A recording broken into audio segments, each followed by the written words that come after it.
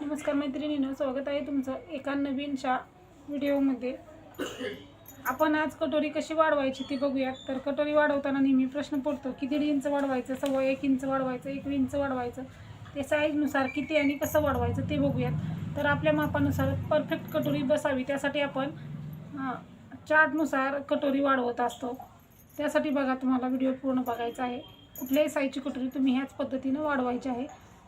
थोडेफार बदल असतात ते करायचे आणि प्रत्येक साईजची कटोरी आपण ह्याच पद्धतीने वाढवून घ्यायची आहे, म्हणजे तुमची कटोरी जी आहे ती परफेक्ट येईल। चला तर आपण व्हिडिओला सुरुवात करूया। त्याच्या अगोदर तुम्ही चॅनलवरती नवीन असाल तर चॅनलला सबस्क्राईब करून घ्या, व्हिडिओ पूर्ण बघा, व्हिडिओला लाईक आणि शेअर करा, म्हणजे आपला व्हिडिओ जास्तीत जास्त शेअर करा। चला तर आपण व्हिडिओला सुरुवात करूया। तर मध्यभागी आपण ही कटोरी जी आहे ती आपली जशाच तशी ठेवून घेतलेली आहे। जशाच तशी ठेवून घेतल्याच्या नंतर कटोरी जी आहे ती आपण बरोबर अशी मार्किंग करून घ्यायची आहे। जशी आहे तशी आपण कटोरी मार्किंग करून घ्यायची आहे।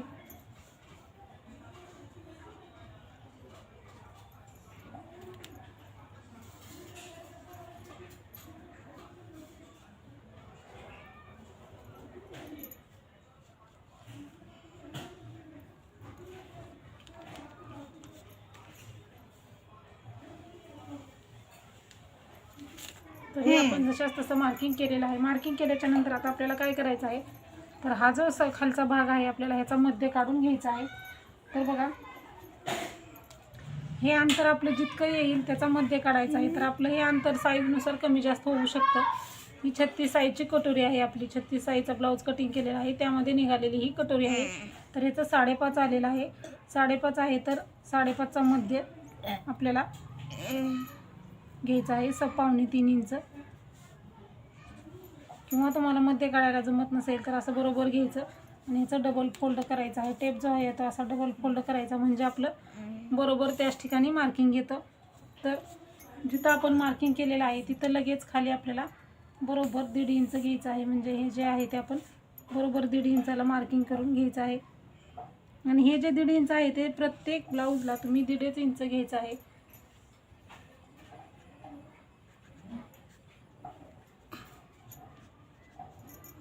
प्रत्येक ब्लाऊजला आपल्याला हे 1.5 इंच घ्यायचं आहे। खालचे जे अंतर आहे ते 1.5 इंच घ्यायचं आहे।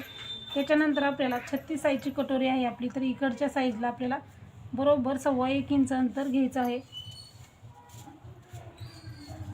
आणि इकडच्या हे साईडला आपल्याला 1.25 इंच अंतर घ्यायचं आहे। 1.5 इंच घेतलं तर कटोरी खूपच पसर होते, म्हणून आपण इकडल्या साईडला 1.25 इंच घेतलेला आहे आणि इकडच्या पण साईडला 1.25 इंच घेतलेला आहे, म्हणजे 1.025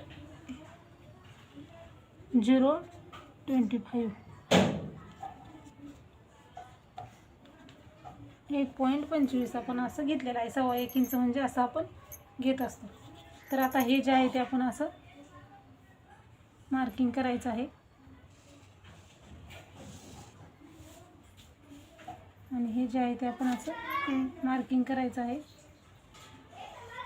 हे खालच्या साईडचं आपलं तयार झालेलं आहे। आता वरच्या साईडचं तयार करताना आपण जे आहे ते बिलकुल इथं अंतर वाढवून घ्यायचं नाही, जसाच्या तसं आपण खालच्या साईडला घ्यायचं आहे, म्हणजे इथं जर वाढवलं तर समोरचा गळा आपला गोल असतो, पायपिंग करताना ओढला जातो, त्यामुळे पसर होतो।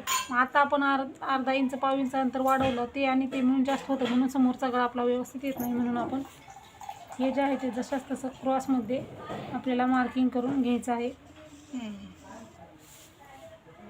तर अशा पद्धतीनं आता इकडच्या साईडला आपल्याला फक्त मार्जिनसाठी पाव इंच घ्यायचं आहे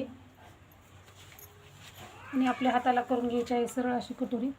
फक्त मार्जिनसाठी आपल्याला इथं पाव इंच घ्यायचं आहे आणि फक्त मार्जिनसाठी पाव इंच घेत वाढवत आपल्याला हे डॉटमध्ये वाढवत गोलाकार द्यायचा आहे आणि मग जे आहे ते आपण हे आहे ते व्यवस्थित असं गोलाकार देऊन घ्यायचं आहे।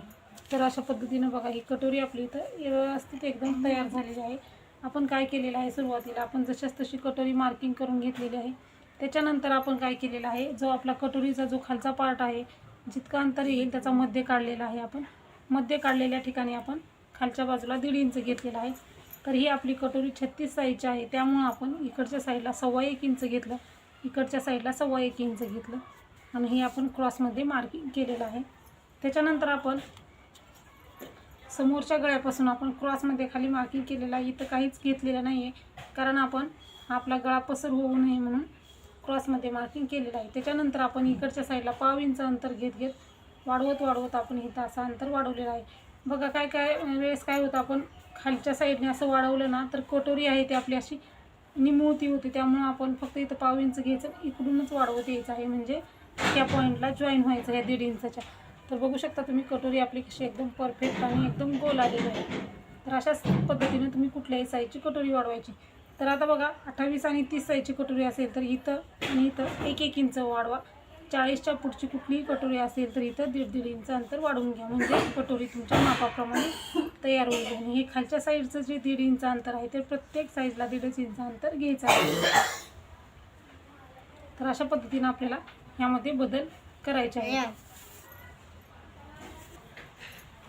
हे जे आहे ते आपण आता कट करूयात.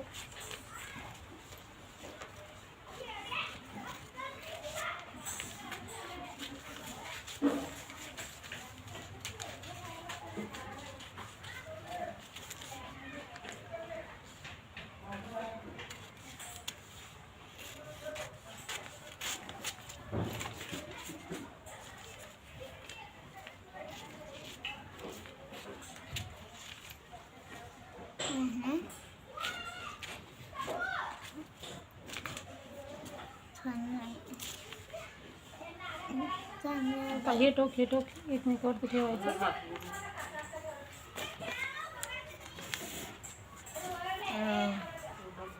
बरोबर असेल तर कट करायचं, नसेल तर बरोबर नसेल तर कट करायचं. आता हे आपलं परफेक्ट आहे.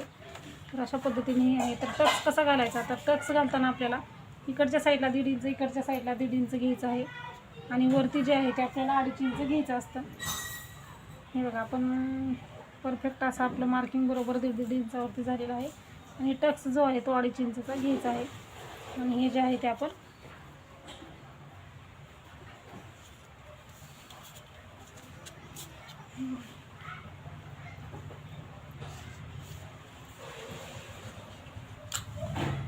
अशा पद्धतीने आपण टक्स घालायचा आहे. मी आता तुम्हाला कटोरी जी आहे ती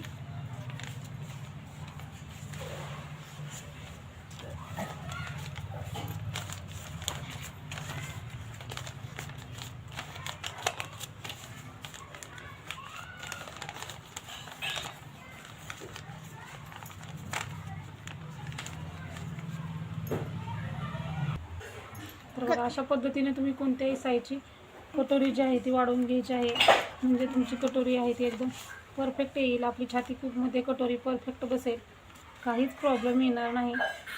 तर बघा परफेक्ट कटोरी आली की आपला ब्लाऊज एकदम व्यवस्थित बसतो. त्यामुळे अशाच प्रकारचे व्हिडिओ बघायचे असतील तर चॅनलला नक्की सबस्क्राईब करा. आणखीन जर काही प्रश्न असतील तर ते कमेंटमध्ये नक्की विचारा. व्हिडिओ पूर्ण बघितल्याबद्दल धन्यवाद.